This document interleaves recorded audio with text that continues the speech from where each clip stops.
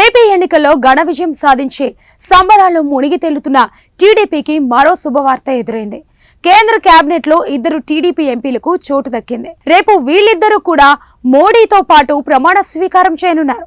రాష్ట్రపతి భవన్ లో రాత్రి 7:15 భారత ప్రధానిగా మోదీ ప్రమాణ స్వీకారం చేస్తారు. ఆ తర్వాత మంత్రులు ప్రమాణ స్వీకారం చేయనున్నారు.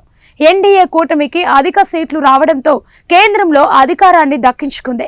ఈ క్రమంలో ఎన్డీఏ భాగమైనటువంటి టీడీపీకి కూడా కేంద్ర మంత్రి పదవులు దక్కాయి.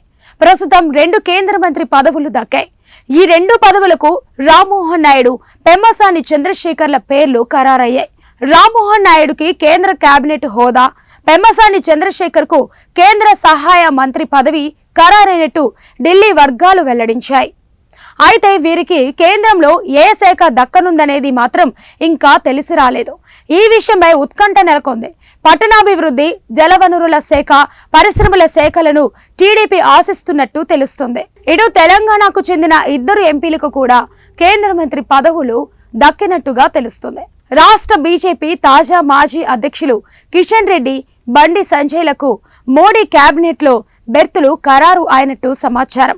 కిషన్ రెడ్డి సికింద్రాబాద్ పార్లమెంటు నియోజకవర్గం నుంచి పోటీ చేసి గెలిచారు. ఇటు బండి సంజయ్ కరీంనగర్ నుంచి పోటీ చేసి అత్యధిక మెజార్టీతో గెలుపొందారు. దీంతో ఈసారి మోదీ కేబినెట్ లో తెలుగు రాష్ట్రాలకు అధిక ప్రాధాన్యత దక్కినట్లు అయింది. మరికొంతమందికి కూడా కేంద్ర మంత్రి పదవులు దక్కే అవకాశం లేకపోలేదని తెలుస్తుంది. కాగా కేంద్రంలో ఎన్డీఏ కూటమి అధికారంలోకి వచ్చేందుకు టీడీపీ కీలక పాత్ర పోషిస్తున్న విషయం తెలిసిందే. ఇటు జేడీయూ కూడా కూటమిలో కీలక పాత్ర పోషిస్తున్నది. ఈ క్రమంలో జేడీయూకు కూడా మంత్రి పదవులు దక్కినట్టు తెలుస్తుంది.